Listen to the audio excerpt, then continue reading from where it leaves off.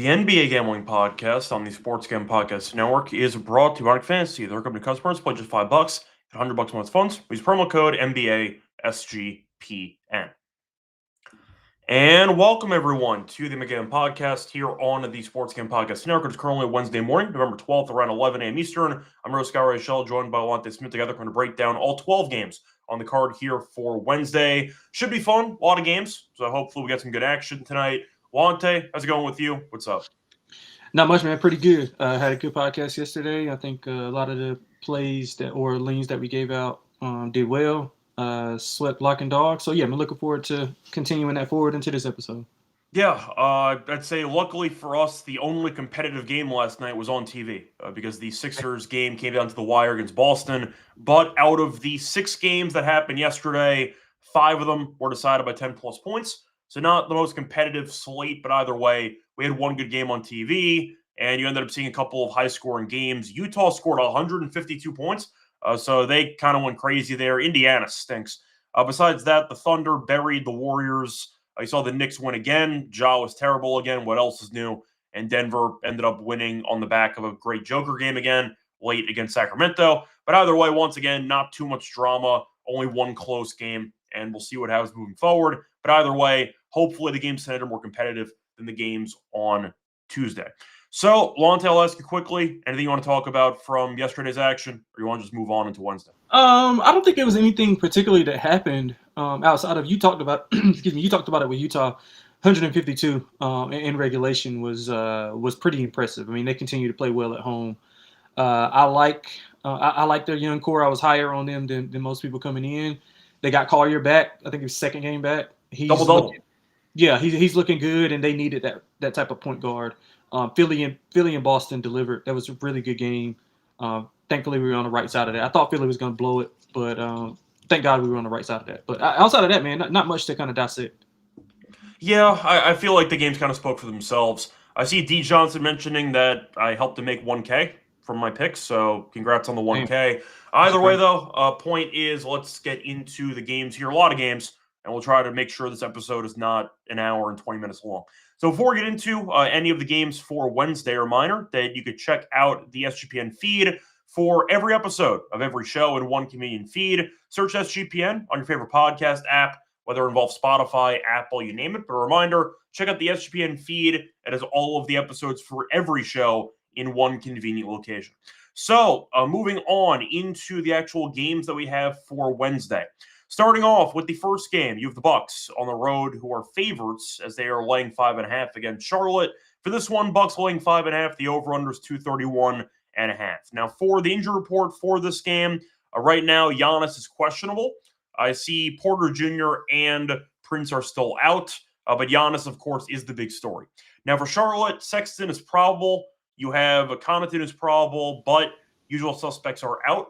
You have LaMelo, who's out again. Brandon Miller out again, Josh Green out, and Grant Williams out. So, Lonte, last time we saw Milwaukee, they kind of fell apart in that fourth quarter against Houston, and then they ended up beating Dallas the game after, coincidentally the final game of the Nico Harrison era with Dallas. But either way, point is Milwaukee now playing on the road against a team that has had some, I'd say, impressive young talent show up. We saw Knipple finish, I think it was 1 assist away from a triple-double last game. The point is, though, Charlotte stinks. They have lost 6 of their last 7, mainly because, once again, tell me if you've heard this before, all those star players got injured again. So I'll ask you what you like in this game, because I feel like we kind of have to wait to see if Giannis is playing or not. But what are your thoughts on this game? Because Charlotte has some interesting young pieces, but the team, for the most part, isn't very good. So what do you like in this game? Yeah, it's going to be tough. I know LaMelo got assigned to the league team, the Greensboro Storm, to practice, so he's kind of working his way back. Obviously, still don't know a ton about Brandon Miller and his shoulder injury. I can assume that's not good, that we're not hearing anything about it, any type of progression or anything like that. You know what? I think the Hornets are one of those teams where kind of they're a lot better and more improved than what their record shows. They fight hard. They have a ton of young talent, like you talked about, to fit for him. Trey Mann has been really in Sexton as well. So I like the pieces that they can't result to winning because they don't have guy, and LaMelo kind of is. Miles Bridges has been playing pretty good. I think he had 34 the last outing. Specific game, I'm probably gonna go with the dog, just because I don't think Giannis plays. He was dealing with knee soreness and he was kind of questionable the prior game. Late, I think he scored 15 in the fourth quarter. But this is something to watch for Hornets games, and it has been for quite a while. Look at their unders. Like their games at home typically go under. I know it's a small sample size right now, but going the last like 2 or 3 years, unders at home in Hornets games have been something that I've been looking at. So I would look under in Charlotte because I don't think that Giannis plays. Yeah, Giannis is battling a knee issue again, which is not something that's really new for him. But the point is, Milwaukee has been playing fine so far this season. I am going to point out, though, in the 6 loss stretch out of 7 games, 5 of the losses have been by at least 10 points. So Charlotte has really not been that competitive in a lot of these games. Now, you could argue that without Giannis, how's Milwaukee going to score? What are they going to do? They did beat Golden State without Giannis at home a couple weeks ago. Then again, I think Golden State has lost 5 straight road games, so Golden State's kind of going through it on the road. But for this game, it really is a stay away until you find out if Giannis is playing or not, because why would you want to gamble on Milwaukee without knowing if Giannis, who really does everything for this team, ends up missing the matchup? If Giannis does sit, you can argue it's a homecoming for Cole Anthony. Not exactly, but he did play at UNC. I don't mind Cole Anthony props if those end up getting dropped once Giannis gets ruled out for this game. Now, do I want to take Charlotte if Giannis plays? No. Do I want Charlotte if Giannis doesn't play? Maybe, but I still don't know how great I feel about it. So people are going to be on Knippel because Knippel had a very solid, so far, season up to this point. So I don't mind him there. I do think Milwaukee can win even if Giannis doesn't play. But for me, it's a complete stay away. Because I don't know why you'd want to bother betting this game early with no information about Giannis, leaning one way or another. Wait for shoot-around, see how he looks at shoot-around, or if he ends up not participating. Usually a good indicator if they're going to play later on. But I'm kind of going to pass because I need to know if Giannis is playing, if I want any interest in playing Milwaukee for this one. But you mentioned the unders. Charlotte, for the most part, total 231.5. I don't mind the under in that. Charlotte offensively has not been that great, but defensively they've been underwhelming lately. But 126 against Miami is actually pretty standard because once again Miami has the fastest pace of any team in the league. It's a stay away until I know more information about Giannis. Moving on to the next game, you have the Bulls taking on the Pistons. Pistons laying 2.5. Last time we saw them, I believe Cade set the record for most misses in a single game. But he had a triple-double with 40-plus points, and they somehow won the game. Shout out to Denise Jenkins for those big three-pointers at the end of regulation. But the Wizards invent ways to tank, so I'm impressed that they managed to blow that game. Either way, though, we know for the Bulls, they ended up losing to Wemby and the Spurs the last time out. Wemby had, I think it was 18 points in the fourth quarter. There's really nothing you can do about it. But Giddey did miss the last game because of DeAndre Hunter. He's questionable for this game. We'll see what his story is. As for Detroit, Cade is questionable, Duren probable. Isaiah Stewart is doubtful. No Harris, no Ivy, no Sasser, and no Asar Thompson. So I'll ask you, because we know the Bulls without, Kobe White for now and Giddey, you could argue are very limited when it comes to the backcourt. Dosunmu can maybe give you a decent game. Trey Jones is a fine fill-in guy, but we know Giddey's the main engine of this offense. So without knowing Giddey's official status, but knowing that a lot of Pistons guys might miss this game, do you want to lay the 2.5 with a pretty shorthanded Pistons team at home? Or do you want to go with the Bulls potentially missing Giddey? Or do you wait and find out if Giddey's playing and go from there? Yeah, honestly, I want Detroit regardless. But if I think Giddey's going to play, which I think this number indicates that he is going to play, I think it should be a little bit higher if he's not. It seemed like a 1-game thing, but we'll see. Yeah, so I want him in, and maybe this drops down to maybe like 1.5. But I think it's not priced appropriate. I think Detroit's the better team. I know they're missing some guys, but they have the requisite depth to kind of combat with that. Duncan Robinson's playing well. Obviously Cade is Cade. Him and Duren have got this unique unique connection, kind of like Amari Stoudemire and Steve Nash had. Like it's a really good rapport that they have together. They're physical. They do need some shot makers, and that's what I'm kind of worried about. I know Ron Holland is kind of the de facto like defender and the energy guy, but they're gonna like when they get deeper in the season, I think they're gonna make a move and try to get a couple of shooters. I mean, missing Beasley and Tim Hardaway Jr. That's two big losses, especially with Cade and the way that he's able to get in the paint and kind of spray out to those wide open shooters. Now defenses are which I think we saw on full display last game. Defenses are kind of just converging to the paint because they don't have anybody to kick out to score or that they trust to shoot the ball well outside of Duncan Robinson. So I like Detroit in the game. I mean, it's a little revenge from a 4-point loss earlier to Chicago this season. Chicago's lost 4 of the last 5. They allowed 120 plus points in all those 4 losses. I think Detroit's going to be the bigger, more physical team. I think Cade bounces back and has a more efficient game. So I like Detroit here. Yeah, I understand Detroit at home. We know it can be very dangerous. They're 4-1 this season. Chicago's only 1-3 on the road. The thing is, after Cade had that many minutes and took that many shots, it wouldn't shock me if he actually sat out this game. But you're looking at all the supporting cast guys. I mean, we know Thompson defensively is very good.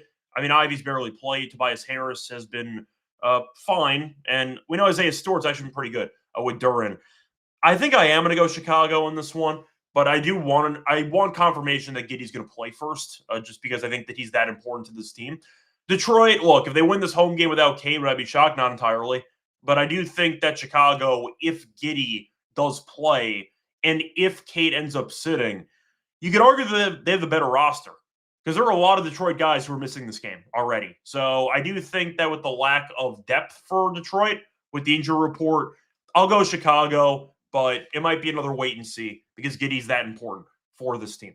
Moving on to the next game. I know it's a Paolo birthday, and he's in MSG. So the Knicks are laying 4.5. The Magic are really going through it right now. The over-under is at 226.5. Now, the Knicks played the Grizzlies last night, so they are in a back-to-back. Then again, it's the Grizzlies, so nobody really cares. For the injury report, you have no Mo Wagner. Besides that, everyone in Orlando is healthy. For the Knicks, as of right now, Mitchell Robinson, who did not play yesterday, is questionable. Everybody else right now is listed as active. So we'll see what happens. The Knicks, though, offensively are really, really good.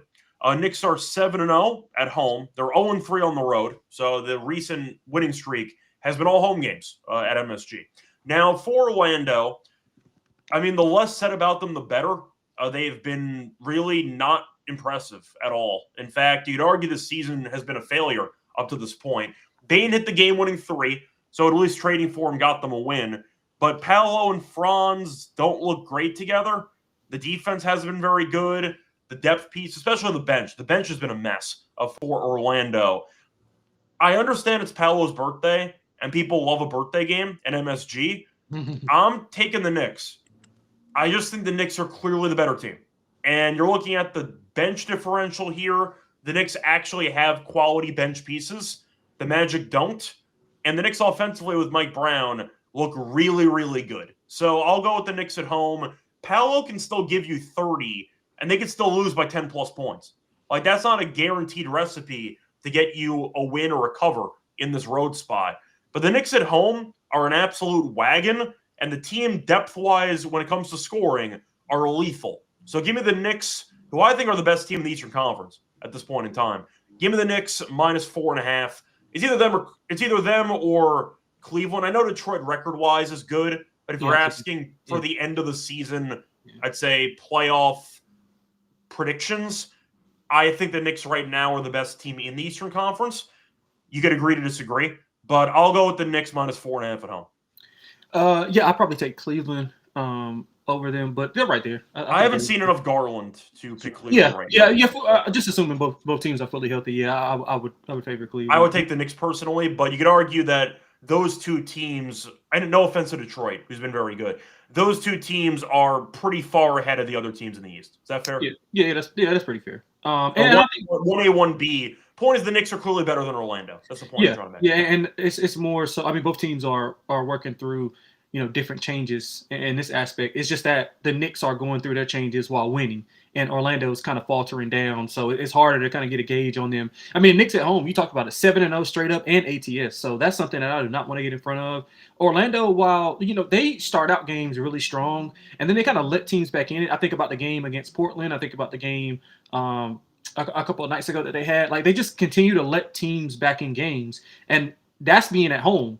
So I can only imagine. Obviously, I know Terrell talks about it a lot, the home court disadvantage with MSG. But, I mean, the numbers speak for themselves. I mean, they are really pummeling teams at home. On a back-to-back, but how much energy did they exert against the Memphis Grizzlies, who, I mean, they kind of let go of the rope a little bit, and then they were like, oh, okay, well, let's put it back up. I think it got to maybe like 9 or 10, and then they kind of bumped it back up. So I like the Knicks here. I think that they still have a level that they can get to.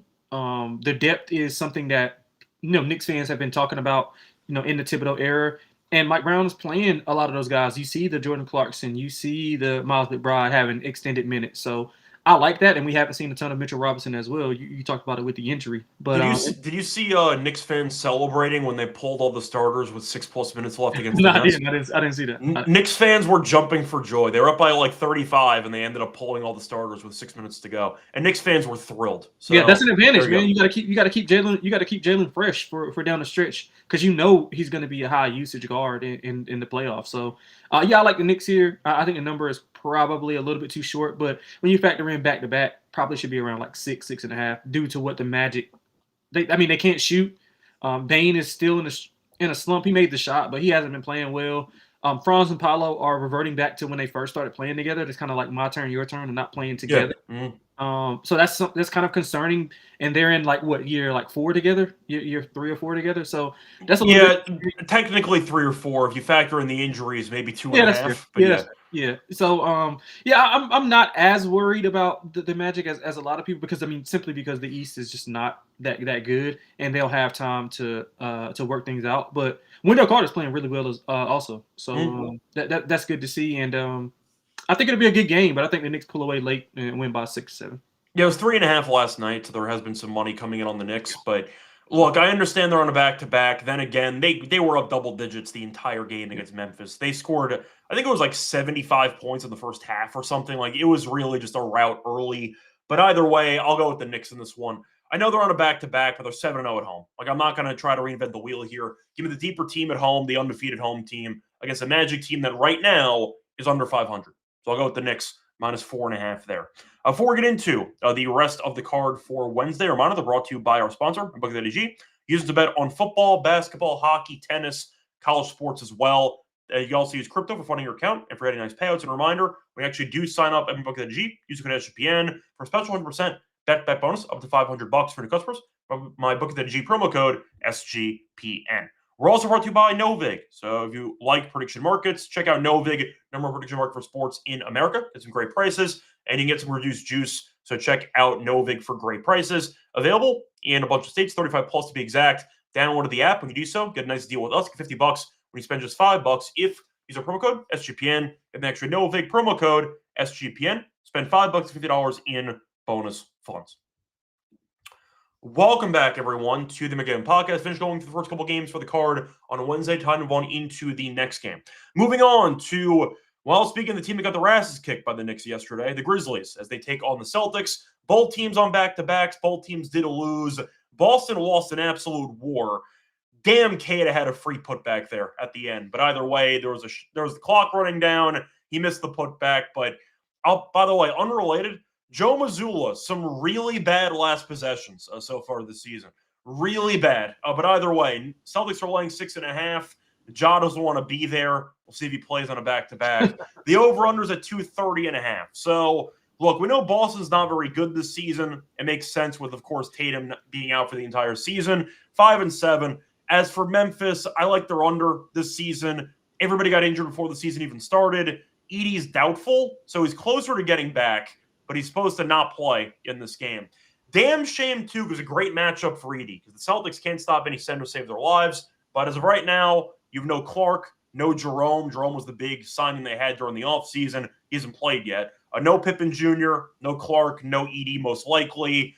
And Boston, as of right now, looks pretty healthy. Now, I'm going to let you go first. All I'll say is, based on Memphis's current form, I think my hand was forced in this game. But what do you want for this game? Yeah, I mean, we talked about it last week, and I think the week prior. Like, I mean, you just can't bet Memphis right now. I mean, they're 2-8 ATS, 0-6 as a dog, and 0-3 on the road. They haven't shown a ton of fight. They did show some life against Dallas, but again, I mean, that's Dallas is garbage. That doesn't mean anything. Yeah, so that's Dallas. But again, I mean, and it's not like I know everybody wants to talk about. I know everybody wants to talk about Ja, but again, and he has his own like issues, but the team's just not good. I mean, they don't have a lot of pieces to do things. The brightest spot in their lineup is Cedric Howard, and he's playing lights out on both ends of the floor. So that's something to look forward to. Maybe they get things going whenever they get those guys back.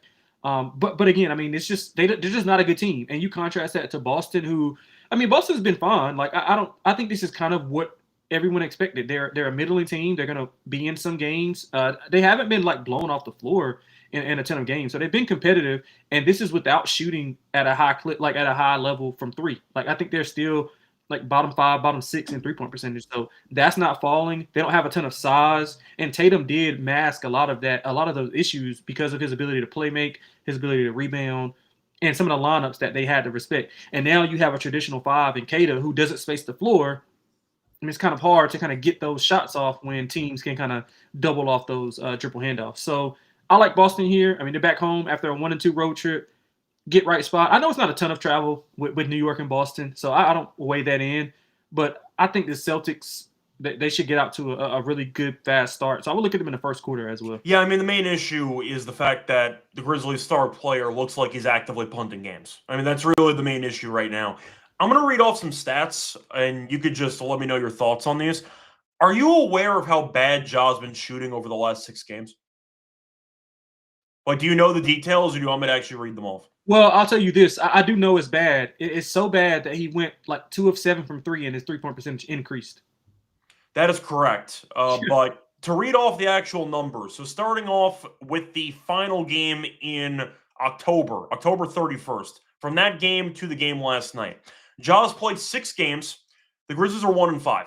So in those 6 games, he's shooting 27.7% from the floor, and he's shooting 14.7% from 3. 14.7% from 3, and he's averaging 5 turnovers per game. So once again, Ja Morant, who's been attempting 16.8 shots per game during this stretch, is shooting 27.7% from the floor and 14.7% from 3 with 5 turnovers per game. It is tough to play worse if he tried. So wanted to mention that. Either way, I can't back Memphis. This team sucks. Look, at least Boston could shoot threes. The Grizzlies, we know yesterday, got torched to the 3-point line by the Knicks. Now, Boston has not been shooting that well from 3, but they have a lot of 3-point shooters, which we've seen the last couple of years. Could be a big game for White, maybe Pritchard, but they got options. I'll go with Boston, -6.5 for this one. Moving on to the next game. We have a rematch, even though no one's playing in this game. Cavs are taking on the Heat. The Heat won the crazy overtime game. Last time, shout out to Wiggins for the game-winning alley-oop at the buzzer. Heat, though, laying 5.5 this time, and the over-under's at 238.5. Now, for the injury report, Cleveland is actively punting this game.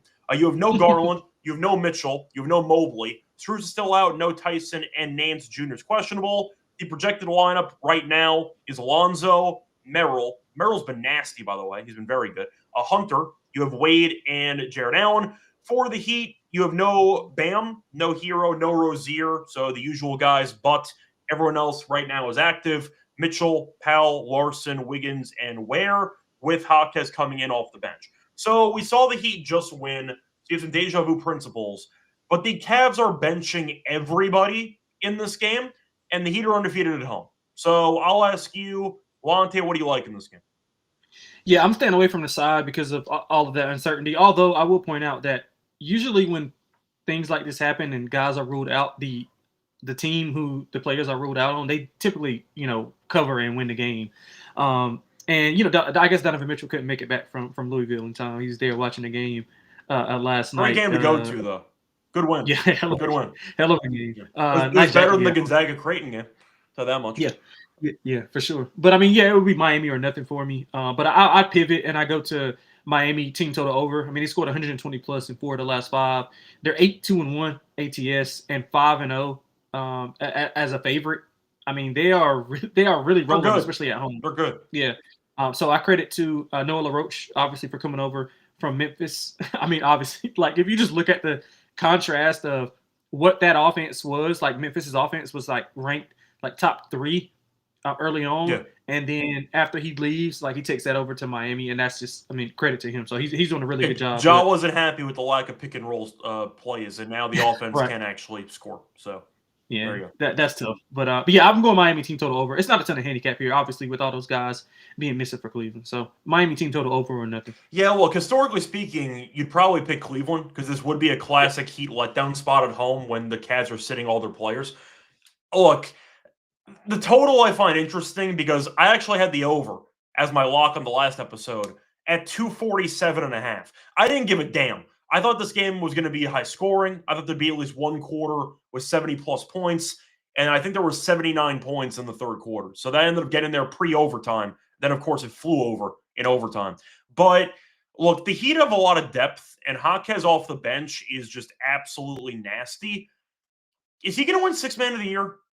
Because, like, Jaquez has been really, really good, and I'm actually wondering if he might win the award. Like, he's been fantastic. Yeah, he's up there. You know what? And somebody in the chat, I don't know, maybe they can, maybe they're watching or listening. Somebody in the chat brought up him for most improved, and I kind of like that as well. But there's definitely an award there for Jaquez. Yeah, both ways. Both ways. I can see it. I forgot who said it in the chat. I don't want to. But yeah, it was. I think it was yesterday, if I'm not mistaken. It wasn't today. I didn't see it in the comments. Yeah, it was yesterday. I think. Yeah, but you're going. Yeah, who are you going with in this game though? You taking the Heat or you going with the Cavs? No, I like the Heat team total over. I don't really want to play the side. Honestly, I mean, gun to my head, I'd probably take the Cavs at plus money. That's the thing, though. Is a lot of people in the comments section are mentioning that the Heat are favorites at home. We can't take them. They're 5-0 at home. Like, they might just be a different team than previous years. So I'm not going to let previous, I'd say, seasons influence my thought process for this one. Because Miami, unlike last year, looks good. And Miami, look, if you have that much depth and you have an offense that is so fast and unpredictable, you can beat anybody at this point. So I think I'll go with Miami, but I do recognize, historically speaking, this is a great letdown spot and a deja vu spot for the Cavs to randomly just show up and win the game. I mean, the pace is going to be crazy. The Cavs, though, played one game this season without Garland and Mitchell, and they scored 101 against Toronto and got their asses kicked. So I can't really back them without Garland and Mitchell and Mobley.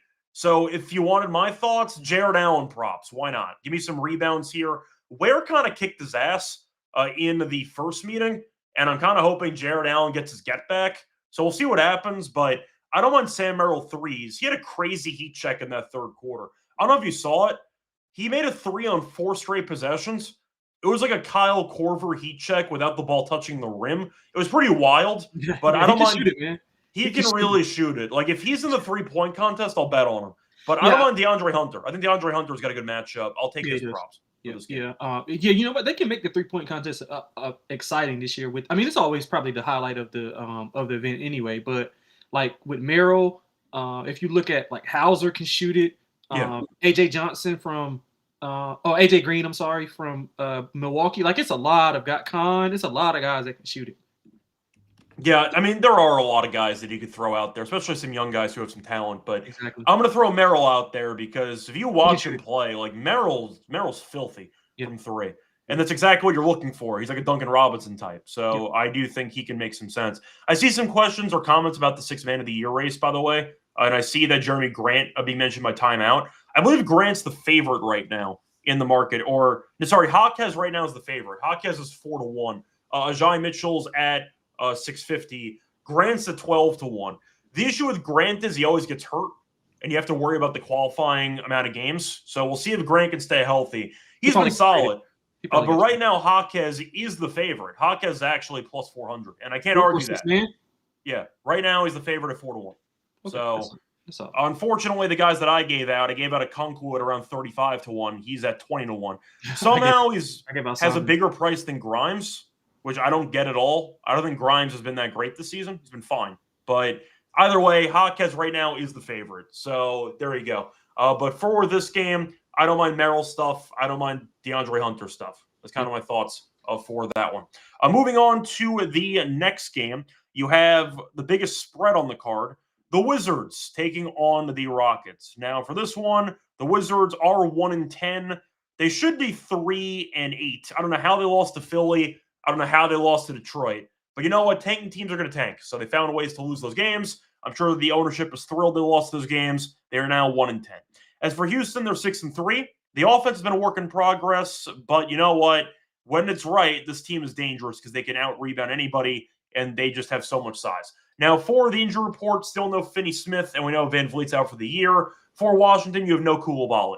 Now, besides that, everyone's healthy. Washington did have a day off after the overtime loss to Detroit, but they've lost 9 in a row, and it has been very, very ugly.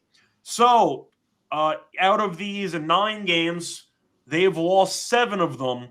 Or, sorry, they've lost 6 of them by, I believe it's at least 17 points. So a lot of these games are ugly. And when they lose, they get absolutely buried more often than not. Now, Houston had a very nice road win against Milwaukee. And I actually watched that fourth quarter. KD looked fantastic. Şengün put Giannis on skates at the end. Giannis was gambling for steals, I'll admit it. But either way, Şengün had a nice and one to wrap the game up. Houston, though, has officially won 6 of their last 7. The offense has been solid recently. They have scored at least 124. They've scored at least 122 points in, I believe it is 6 of their last 7. So the offense has been nasty. But I'll ask you for this one, do you want to lay the massive number? Because conceptually, the Wizards, besides Sarr, even including Sarr, really bad at rebounding. So this could get ugly on the boards in this game. And we know the Wizards can roll over very quickly in their game. So I think Houston might win by 30, if I'm being honest here. But do you want to lay the 16.5? Yeah, I would. And, typically I don't like to lay numbers nor should you. Well, I'll say I don't like laying. I'm not going to say what somebody else should do. But typically don't lay big numbers in these spots. But with a coach like Ime, I'm all in. And the depth they have. Like, the Wizards might not get many open looks the entire game. Yeah, because he's not going to allow them to kind of be, like, relax or be lackadaisical. Like, he'll call a timeout up 30. Like, he's a psycho. I mean, and I mean that in a good way. Like, this is a type of, like, mentality that you want to lay a number with. I mean, the Wizards they give up 135 plus points in 3 of their last 4 games. Yep. That's disgusting. Houston's back home after spending 4 of the last 5 on the road. They probably should have lost that Milwaukee game, but KD was incredible. I mean, I know people have their opinions about KD and all that, but what he's doing or what he has been doing has been incredible. I mean, he's not too far removed from an Achilles injury. I mean, he's still, like, that was vintage KD in the end of the third quarter into the fourth quarter against Milwaukee was like vintage KD. Like, he was getting to every spot that he wanted. He was making, like, guys make shots. Like, he was unbelievable. Oh, he had a couple of like and one fadeaways that were just very contested. Yeah. I'm like, this is why KD's one of the best scorers of all time. Like, it was just crazy. Yeah, like, it's incredible, man, what he's been able to do at that level and still be efficient. He's playing better defensively, obviously, because he has the length and athleticism of the guys on the perimeter, so he can kind of run and not around. Too much responsibility, which is a nice blend for KD. Exactly. So, Houston's had 3 days to rest. They should be ready to go. I think they come out and smash the Rockets. So I love the first quarter. I mean the Wizards. Didn't they smash the Wizards? Yeah, smash the Wizards. I'm sorry. Yeah, I think they come out and smash the Wizards in the first quarter. So first quarter would be my, like, favorite bit. But I would not mind laying 16.5 because, like you said, they're going to play volleyball with those bigs. And even if they go to the backups, I mean, like, you're playing like Reece Shepard, Tari Eason, like Jabari, like, all these guys are capable of still, putting it on the Wizards. So yeah, I like the Rockets a lot. No, I'm with you. I think the Rockets kill them. I think it's fascinating that they did play against Milwaukee on Sunday and then just didn't play the last 2 days. So I do like the spot for Houston. It was an early game too. So yeah, they're also not on a back-to-back. They play Portland on Friday, so there is no look ahead or anything. So I think the Rockets win this game by 25. I think this game's ugly. I think they're up by 15 at half. And I think you're looking at the depth they have and the good resting spot. entering this game, I think Amen or Şengün might be on triple-double watch. The problem is a potential blowout, so keep an eye out for that. But, yeah, I don't know what Washington's supposed to do. I mean, you're looking at Middleton or McCollum. I know McCollum at 42 in the last game. That's kind of the only way they can be competitive. They don't really have much scoring depth. They don't play any defense, and they don't care. So I got to go with the Rockets with you. So, look, I think that this game, you could argue maybe Houston takes their foot off the gas and maybe Washington ends up backdooring this. That means you get a much better line in-game because if Houston's going to be up like 15 at half, you might get Washington live at like 25 and a half. Like you might get a much better number live. I would not take Washington plus the 16 and a half. I think Houston will be up by a ton early in this game. I don't mind Washington to allow 100-plus points in the first three quarters. So I might go with that. I think Houston can get to 100 in three quarters. I'll go for that as my choice for this one. Trying to find the price, though, for this.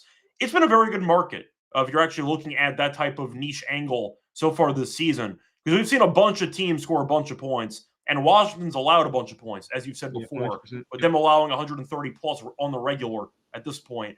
You can find Houston to score 100 points in the first three quarters at plus 162, which I think is fine. Plus 160? Yeah, it's plus 162. Oh, that's it. So I've been experimenting is that on that market.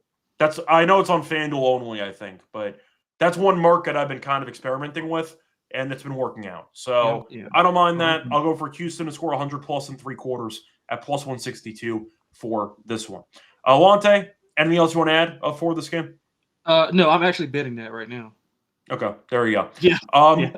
Yeah, I mean, plus 162 I think is just a great crazy. deal, and Washington hands out 130 to everybody. So that's my thoughts on that one. Moving on to the next game, you have the Blazers, who are laying 8.5 on the road against New Orleans. For the injury report for this one, New Orleans has no Murray, no Poole, and no Zion. For some reason, Looney is still starting instead of just letting Queen go. This team sucks. Just let their young players play. For Portland, though, they are 5-5. No Scoot still, no Tybal, and no Wesley. But we know Portland has been feisty so far this season. So far, look at the actual home road splits for these teams.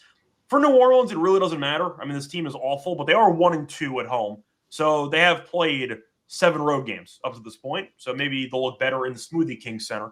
For Portland, 2-3 on the road. Now, Avdi has been amazing. He's averaging 25-plus points per game. Trey Murphy has been quite good lately, even though they get blown out in every game. So the stats don't matter too much. I'll ask you, though. Do you want to lay 8.5 on the road with Portland? Absolutely not. I'll just before I get into that, they moved it to like 120. That's horrible. But I still got enough down, so that's fine. My bad. That's a good. But they moved what to 120? They moved it to plus 120 for Houston. This is on DraftKings. I didn't look on. No, I was gonna say FanDuel's still 162. Okay, cool. That's cool. So. I'll go and add some more to that. But just my bad. Circling back to this game. Yeah, I mean, Portland is – I don't know if they're in a position to be laying this type of number. I mean, I know New Orleans is bad, and I love Jeremiah Fears. I love Derek Queen. I think at some point they got to just, like you said, just let these guys go and play. I mean, I don't get what the point is. I mean, you signed Looney, which I understand that, I'd say during the offseason you wanted an actual center, even though he can't score to save his life. I get it, but look, your team's garbage. Yeah. Everyone knows your team's garbage. Just let Queen play 30 minutes a game. Yeah, I mean, and if I'm that front office, like I would right now, I mean, you're tanking the value of guys like Trey Murphy, guys like, I mean, I know you just paid Herb, but I mean, that's an easy contract to kind of get rid of. Like, I would move on from those guys and just go full youth movement. I don't know what Herb's doing for your team. Like, I understand as a defensive player, he can be very, very solid, but do you think anybody else in this team is guarding anybody? Your team is awful. What's the point of an elite defensive player on this team? Yeah, that's fair. I think Trey's a better defender than what he gets credit for. But I mean, that's just me. But like, I know Herb's the best defender on the team. Yeah, for sure. Yeah, that's no debate. But I mean, this is a third straight road game for Portland. They are 2-3 ATS on the road.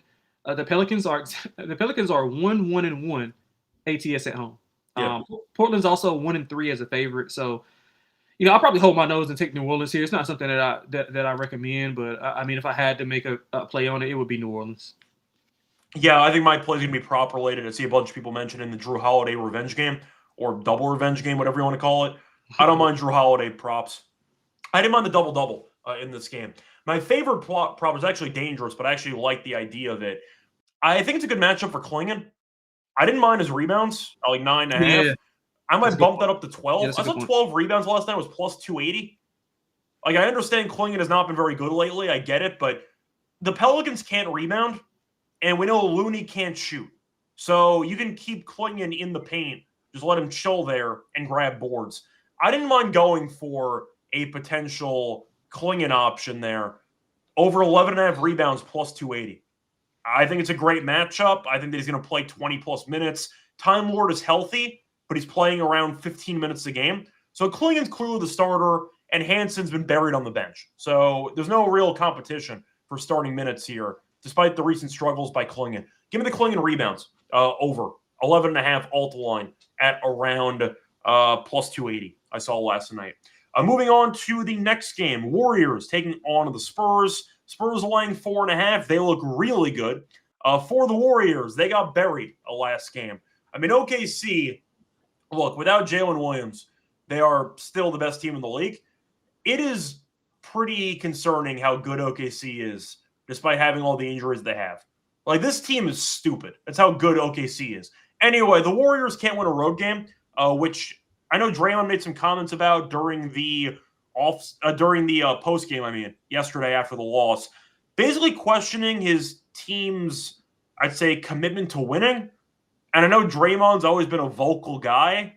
He also might be washed, so I wonder if that's going to result in a little bit of fragmentation in the locker room. I'll put it that way. Golden State, though, is, for lack of a better word, old, and they look like it earlier this season. San Antonio's young. Castle's been a phenomenal point guard. Fox came back. He looks fine. I mean, Wemby's a demon. They look good. But until Golden State wins a road game, I know they're on a back-to-back, but they basically sat everybody for the fourth quarter because they were down by what felt like 90 points. So I'm going to go with San Antonio, who's undefeated at home. They are 5-0. But I think the spread's too short. And Golden State, I think, is fine, but they're 1-6 on the road. This team just can't play away from home. Give me San Antonio minus 4.5. Yeah, I like San Antonio as well, man. I wanted Golden State to be a little bit more competitive at OKC so we can get a better number. Like, just if they were more competitive, and maybe lost by a couple of possessions, like this probably would have came like 2.5, maybe 3. But I still think it's fine. I mean, Fox coming back adds a different dynamic for this offense. You saw Wemby be a lot fresher down the stretch. What he did in that fourth quarter was like unreal, man. Like unreal. Like he was doing some. I mean, obviously he's an alien, but it's just like he was draining threes. He hit a spot up three. Like he's getting. No, that was the entire Nikola Vucevic defensive package in the span of about 2 minutes because Wemby isolated off of Castle and hit him with one of the slowest crossovers you've ever seen. And Vucevic had no answer. He didn't know what to do. Wemby hit 1-3 in transition, then iso'd, hit him with this slow motion crossover, and Vucevic was out of the picture. It looked like Chris Paul against Andrew Bynum. You remember that video? Yeah, I do. Like, it looked like that, where Vucevic just couldn't move laterally, and Wemby just drained it in his face. But I think he had 18 points in the fourth quarter. Like, Wemby just took over the game. Yeah, man, he was incredible. And the important part is, I mean, obviously the scoring is great, but the fact that he's getting easy looks. I still think that the Spurs are kind of a shooter or two away from being like a real contender. But Fox being back, I mean, adds a different dynamic to their offense. You can see it the way he's getting downhill, and he's not really fully, healthy. But I do think, and that's the dangerous part, though. Like Fox still getting back into it, but you figured when Fox came back, the ball would be in his hands the entire time.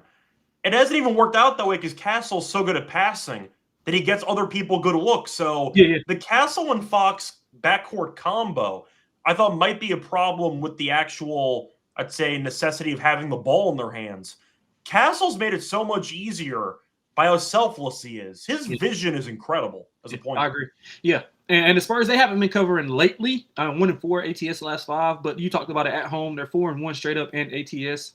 I trust them in this spot.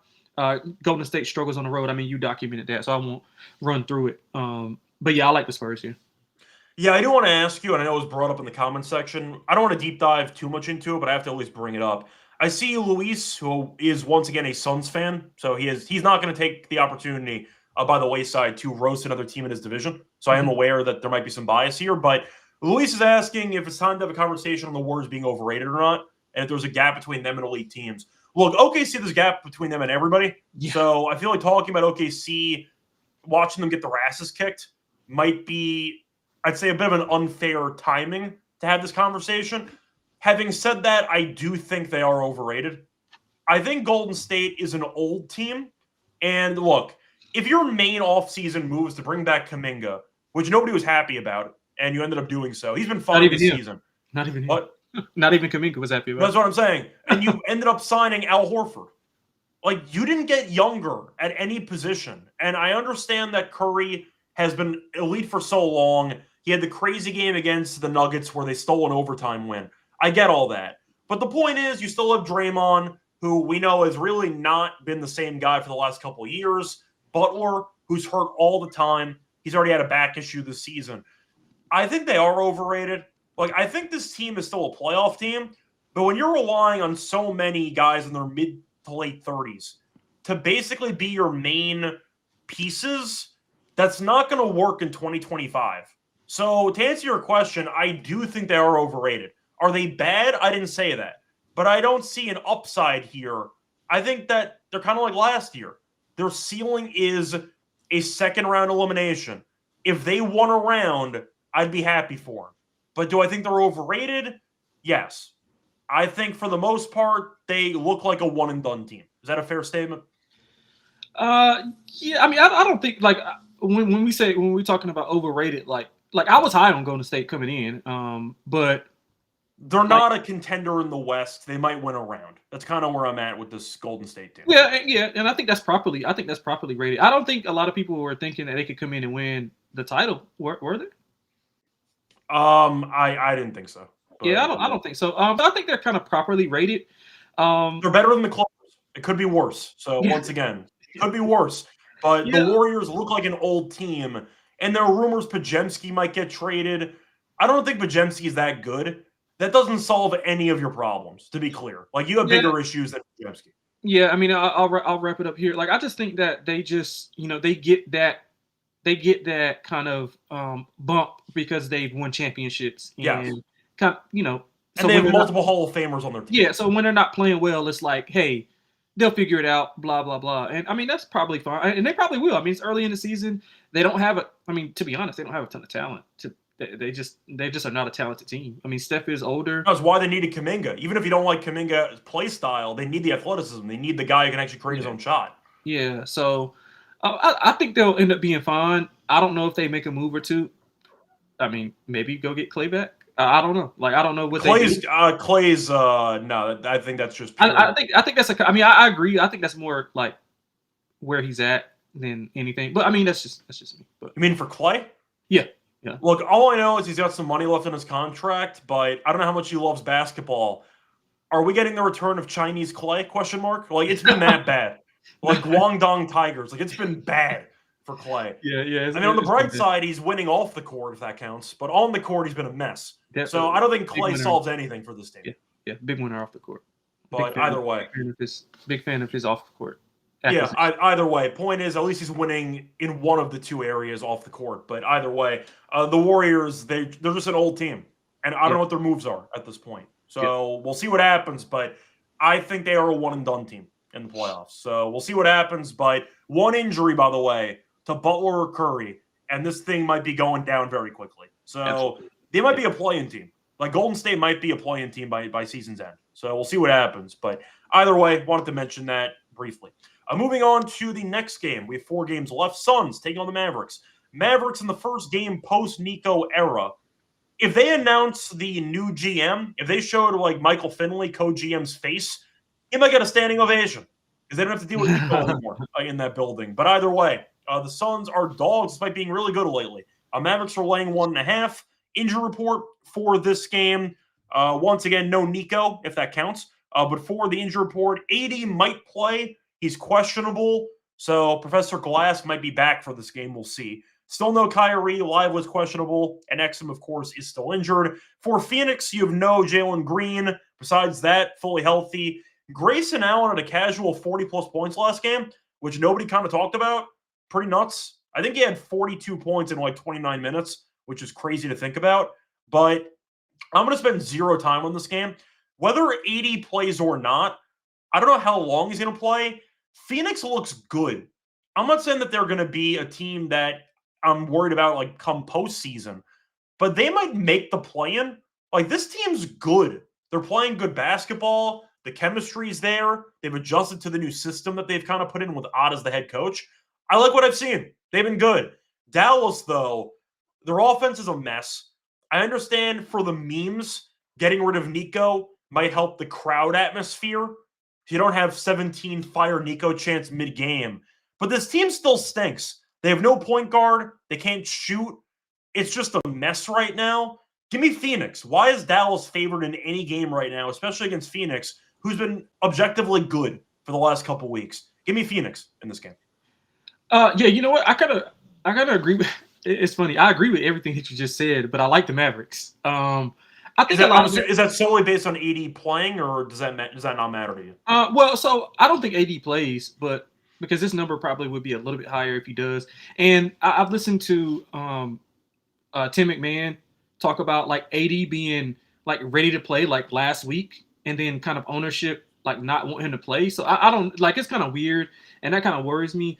But the Phoenix is playing really well. I mean, they've won 4 of the last 5, but are they playing better, or is it like a soft schedule? I mean, they won 2 against the Clippers, who we'll get to when we talked about are horrible.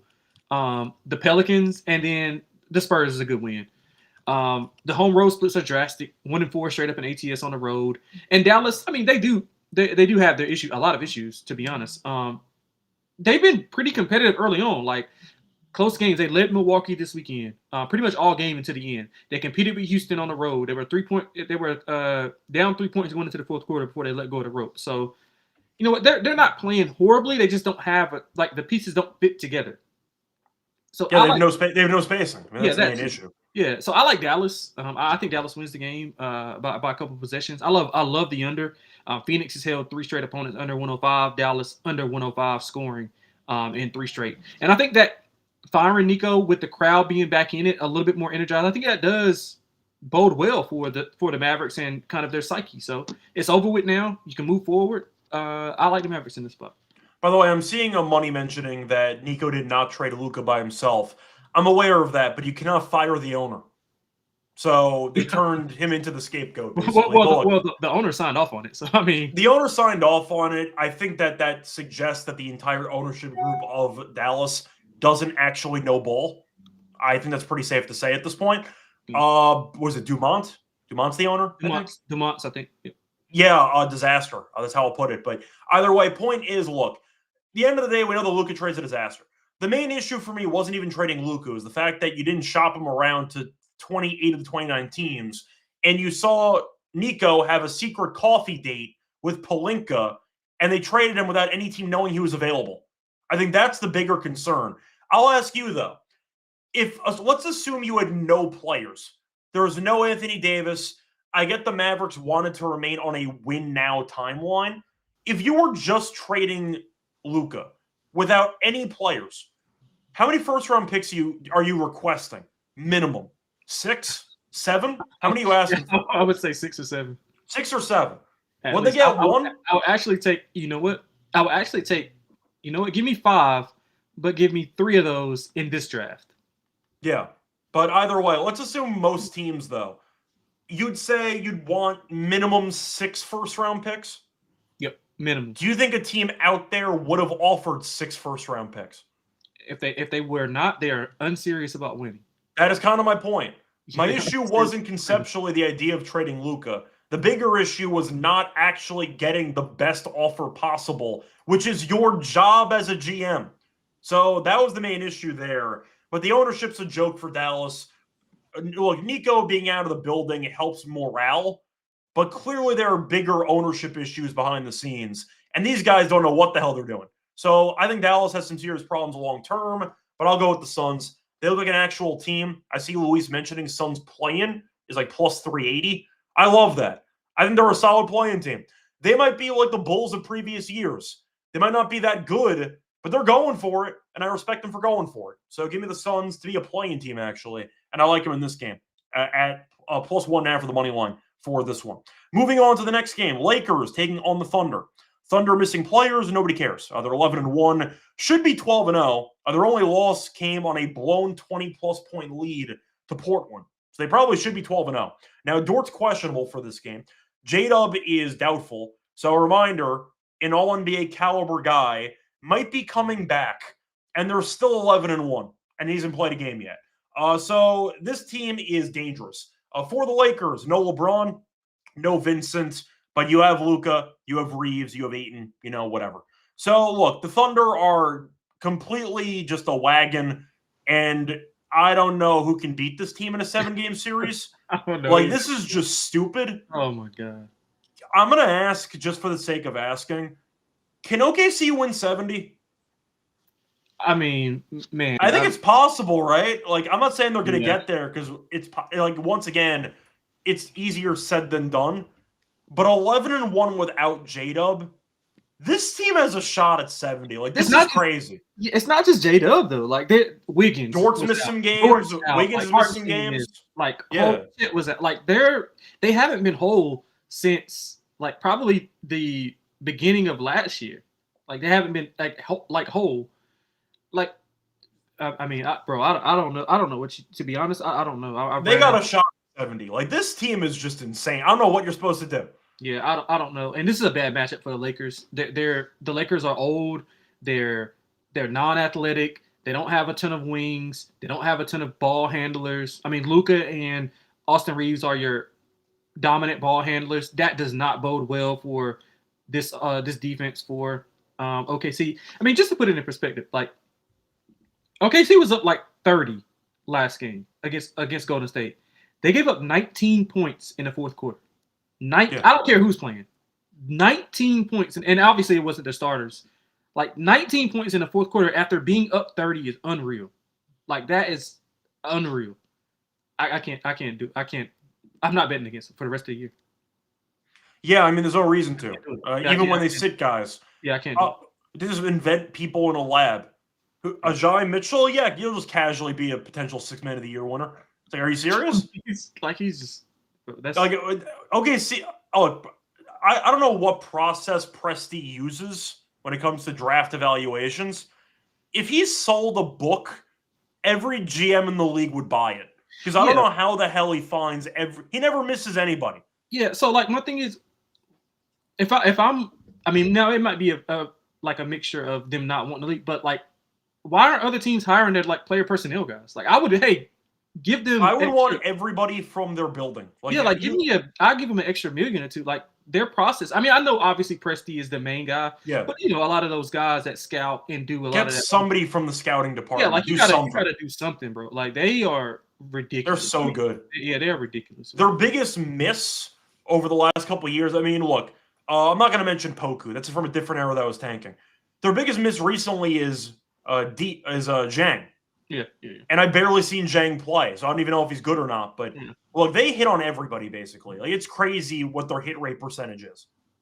So I'll go with the Thunder with you. I do understand Luka in theory could have a 40-point triple-double, and they could find a way to win. But the defensive pressure they're going to throw on Luka and Reeves, I just think is going to frustrate this team a ton. So I'll go with the Thunder at home. At home, this team's just too good at home. Yeah, man. It's ridiculous. If it was in LA, maybe I'd consider it. But in OKC, I'll go with OKC. Yeah, and it's crazy because the Lakers are one of the best ATS teams in the league. Like, they're good. Yeah, like, and they're one of the best. They're one of the only. Actually, they are the only team to be 5-1 straight up and ATS on the road. So they play well on the road. Yeah, we're saying that, and like OKC is probably going to bury him. I mean, OKC is in a different tier at this point. As good as the Lakers have been without LeBron, OKC is playing their own sport. Yeah, this is Kevin Durant. It's just insane to watch. Yeah, this is Kevin Durant Warriors territory. I see people asking about Dort, by the way. I see Dort's questionable. So Dort might return for this game. It has not been confirmed yet, but he might end up playing. Nobody matters for this. Like, I'm not. They just throw guys in. It doesn't matter. Like, it doesn't matter. No, like, this has serious, like, mid 90s, late 90s Bulls like vibes to it. Like Yeah, I don't know what you're supposed to do. Yeah, You just lose. Yeah. That's kind of how it goes. But moving on to the next game, you have the Hawks taking on the Kings. For this one, you have the Hawks laying 3.5 against the Kings on the road. Totals 233.5. For the Kings, well, this team stinks, but they were competitive a bit against Denver yesterday. Didn't cover. They're fully healthy right now, besides Keegan Murray. I see Carter's questionable. For Atlanta, still no Trey. You're looking at Alexander Walker being questionable. Didn't matter because Krejci hit, 45 threes last game. Krejci went nuts. I forgot if he had 8 or 9 threes, but they ended up beating the Clippers on the road. Nice win there. I'll ask you for this game because Atlanta's missing a couple of offensive firepower pieces, but they are better than Sacramento. So do you want to lay 3.5 on the road with the Hawks or no? I don't, but I also don't want to take 3.5 with the Kings. Probably be sitting this one out. I was on the Kings yesterday. I thought they would be competitive, and they battled for a bit. Yeah, they let go of the rope. They let go of the rope early in the fourth quarter. Yeah, their defense is atrocious. They don't. I mean, they got to get as good as Sabonis is. Get him a big man next to him. Sabonis, I still think is the worst defensive center in the entire league, and that's kind of been an opinion for years. Yeah, he's not a center. He's a power forward. So he gives you no rim protection at all. It's a waste. Yeah. So yeah, I mean they've allowed 130 plus points in 4 of the last 6 games. They're 1-5 ATS at home. Atlanta has been sneakily better defensively. I know you talked about it. The Trae Young. I say this every year. Yeah, they get so much better defensively every time Trae's out. Yeah, every time. Yeah, under 105 points allowed in 3 straight. Minimal travel for Atlanta. They were already in LA for the Clippers game, so I mean, and they won that game. Yeah, so they're not. They've had a day off in between, so I mean, travel is not an issue here. It would be Atlanta or nothing. I know Nall's out right for this game, so it'll be tough. But if I had a gun in my head, I would probably take it to Hawks, but I don't want to. Yeah, I don't have a strong opinion on this game either, mainly because I don't trust either team in this spot. The Kings are terrible. The Hawks, I don't want to lay 3.5 with. If you wanted a prop here, a Konkwu double-double. Give me some rebounding stuff with a Konkwu. I don't mind that, but not really one of the best games on the card, full disclosure. I don't mind the under, though. With Atlanta, the way they're playing, I understand Sacramento, of course, a bad defensive team, but Atlanta plays slow, not a lot of offensive firepower, and the pace is pretty ugly when Trae doesn't play. I don't mind the under in this game. I think the total's pretty high. Kings on a back-to-back. Maybe they sit some people. We'll see what happens. I think it's Westbrook's birthday, so a lot of people are on the triple-double with Westbrook. Good luck to you. I'm probably not going to be on that, but either way, once again, look, if you want to go Kings, I don't hate the spot, but I'll go with the under instead. That's kind of my thoughts. I'm moving on to the last game. Speaking of the Clippers who stink, Nuggets laying 3.5 on the road against the Clippers. The over-under is at 225.5. Now, for the injury report, no Beal, and Kawhi Leonard is planting trees somewhere to earn that payment under the under the table. But either way, Kawhi's injured again. What else is new? For the Nuggets, fully healthy. Played yesterday. They sat Joker for, I think it was like the first 7 minutes of the fourth quarter and just said, why not? Because we can get away with it now. Our bench doesn't suck. And then they brought Joker in, put the game on ice, and it was over. But Denver, we know, is a wagon, and Joker's the best player in the world. I know Shea is a madman, but Joker's the best player in the world. Deal with it. It is what it is. For the Clippers, look, Harden a 35-point triple-double, and they still lost to Atlanta without Trae Young. A 35-point triple-double at home, and you still can't beat Atlanta. This team stinks. I got nothing else to add. I think they might miss the playoffs. Like, this team, is it code red? It feels like code red. And Kawhi has already been hurt. Yeah. The supporting cast hasn't been very good. I don't know what they're defensively. Harden and Beal are just absolute traffic cones, which is expected. But you can't guard anybody. It's why Chris Dunn's playing serious minutes, because you got to have somebody who can guard on the perimeter. That's kind of why you're using Dunn for that big of a role. The Clippers are a joke. Give me Denver. Yeah, I mean, unbettable. Clippers unbettable right now. 1-9 ATS, 1-6 ATS at home. Denver's rolling 7-3 ATS. They won 5 in a row, covered 4 straight. I can only look at Denver here. I like the under as well. Denver defensively has been a lot better. I think the scary part about Denver is that I think that once they get like acclimated. I mean, Cam's not playing well. That's apparent. That's the scary part is Cam's breaking a bunch of outside shots. They're still a wagon. Yeah, and he's gonna play well. I know. And for the record, by the way, Cam Johnson, despite not shooting well, still a much better defensive player than Porter Jr. Yeah, I mean, he's a mover. He's a connector. He's somebody you have to respect. Just saying, he has been excelling in some areas. The offense, not so much. Yeah. But at least the defense has been better because you take Porter Jr. out. Yeah, I agree there. And like Joker being fresher down the stretch because you have Valanciunas being there to kind of, and they haven't played I don't have the data in front of me, but they haven't played a ton of minutes together. But when those two guys are on the floor together, I mean, Joker is just like, I mean, he's already unbelievable, but he's on another level because of he's not having to bang with these other bigs, and he can let Valanciunas do that, and he's kind of roaming around on defense, saving his energy for offense. So even Gordon's been great this season. Yeah, he's still dealing with that hammy too. So like, I mean, Murray's banged up, and they're still like out here performing. So did you watch any of the game yesterday? I know you said you had the Kings, but that game started 11. No, I didn't. I didn't watch a ton of it. No, I didn't. Yeah, there was like a dagger possession where the Nuggets in the last 2 minutes, they were up. I think it was 9 at the time. They ran a reverse pick and roll. Sabonis fouled out, so I got to watch Drew Eubanks try to guard Joker for about 4 minutes, which went as badly as you could possibly think. They had Jamal Murray setting a screen for Joker, and it broke Sacramento's brains. They didn't know what to do, and Joker had a wide-open floater. But they ran a reverse pick and roll, and that kind of sums up just how creative Denver can be with Adelman or Joker calling the shots. Bruce Brown played closing minutes. They have a lot of options, but when you have a savant on the court and your team defensively is just not in tune, and the Clippers are clearly not in tune defensively, Joker's going to kill you because he's going to be so far ahead of you step by step that you're going to get so many open looks in this game. I think defensively, the Clippers get killed in this game. Yeah, you know who Adelman stole that from.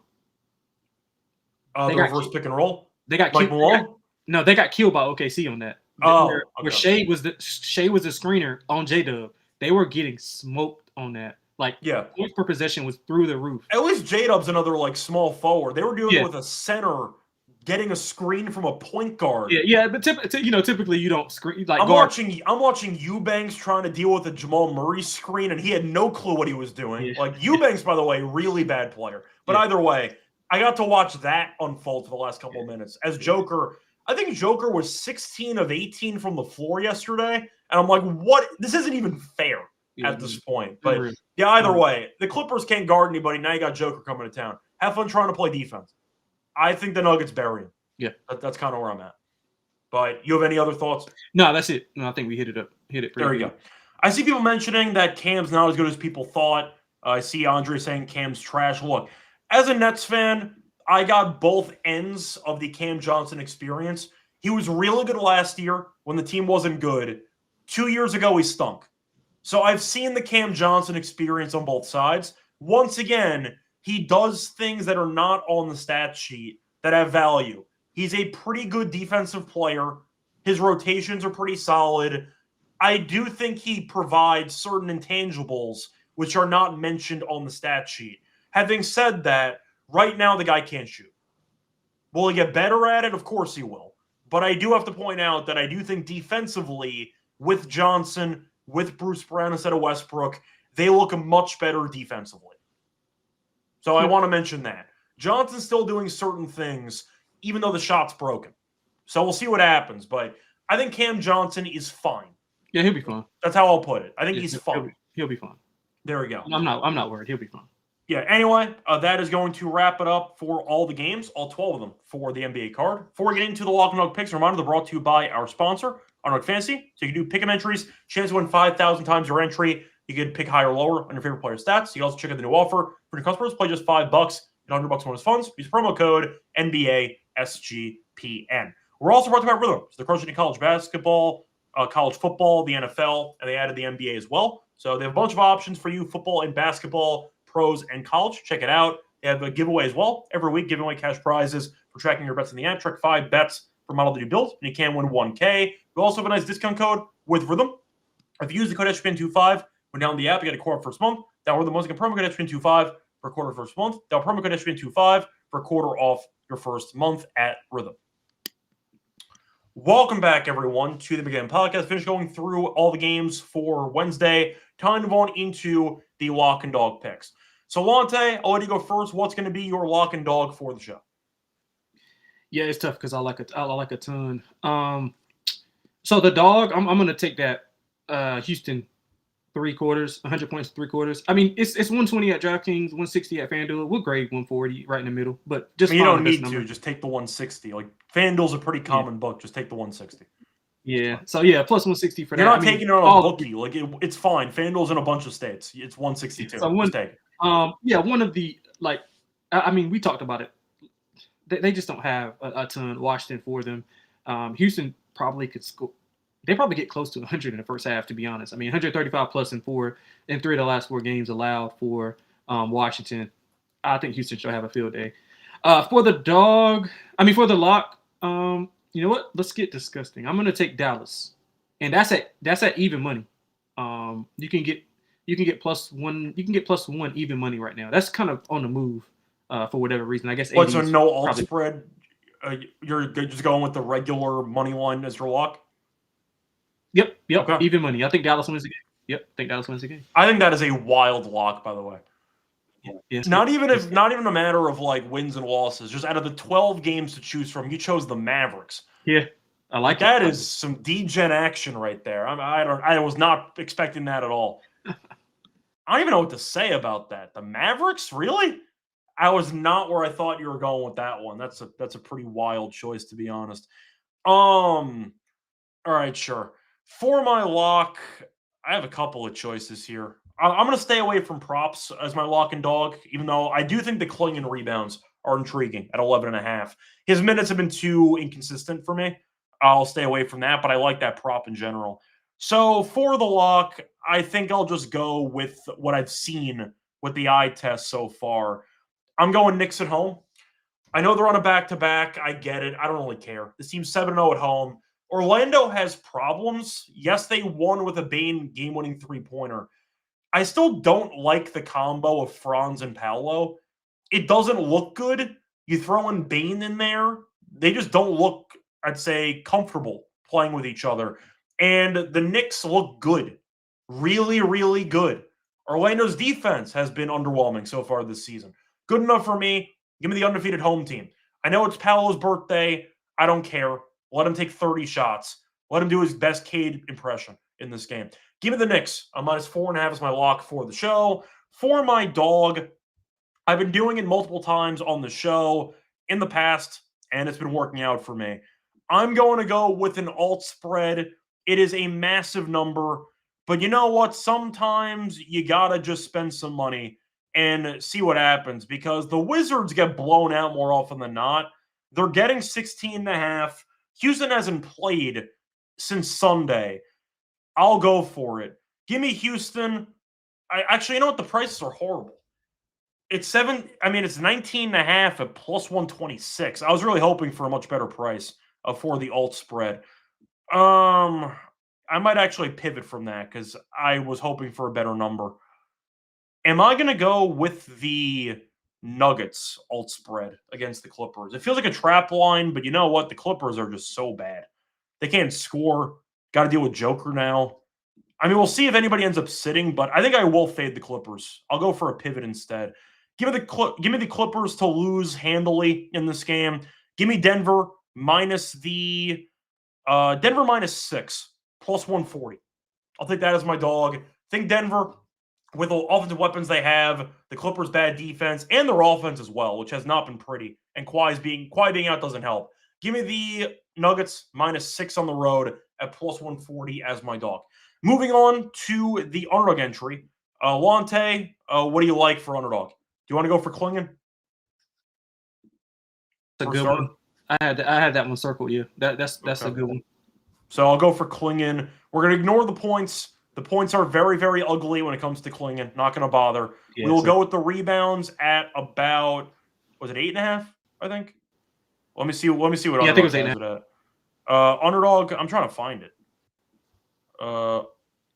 Sorry, just trying to find. Anyway, either way, Klingon rebounds we'll go with, and then we'll go from there. So right now, sorry, just trying to see what Underdog has it at. Do they have 10.5? 10.5 listed. I can't. wow. I don't know if it's all on Underdog. It might not be posted, so I might have to actually skip it for now. But I don't see it on Underdog. That's cool. So we'll skip Klingon, but I like Klingon in general. But I like Hunter. You like DeAndre Hunter as well? I like Hunter. Yeah. Yeah, I like that as well. Well, the entire team's out, so I got to go with Hunter for something. Yeah. You want 22.5 points? Yeah, I like that. Yeah. Cool. So go with the higher on Hunter points. What else did we like? Joker triple double. Yeah, I'm fine. I'm always fine with that. Okay. So Joker triple double, you can get close to minus 110 shopping around, but yeah, we'll take that as well. And last but not least, what did you want to throw in there? I'm trying to figure out what else did we like, to be honest. I like flag points. I don't know if you like flags points, but I like flags points. I also like Sengun rebounds. The Sengun rebounds concerns me if there's a blowout, but he could be on triple-double watch. Let me just see what his number's at for Sengun, because I'm not against it. I just want to see what the I like number Simon's is. points too. I know Dre was just talking about Simon's. I like Simon's points too. This is a good matchup for him with the backup, with the backups for Memphis being in. Like they can't guard, so Simon's. Yeah, but points. I think I'm just going to go with Sengun because that 9.5.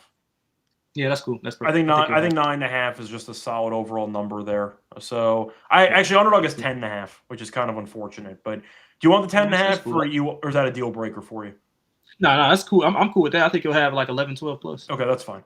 So once again, the entry that we're going to go with here for the show, we're going to go with DeAndre Hunter higher, 22.5 points, Joker higher, half a triple double, and Sengun higher, 10.5 rebounds. That's going to be our Underdog entry. Anyway, long show, 12 games. So we tried to get in under an hour. Couldn't do it. We tried. Either way. Lonte, anything else you want to add? Nah, man, best of luck to everybody today. Appreciate the chat, as always. Yep, once again, hopefully enjoyed the show. Leave a like, subscribe. Also check out the podcast either on Spotify or Apple if you want to check it out there. SGPN and Gaming Podcast. Find me on Twitter, Reichel Radio. Find him on Twitter at XXonteXX. Till next time, good luck to all of you.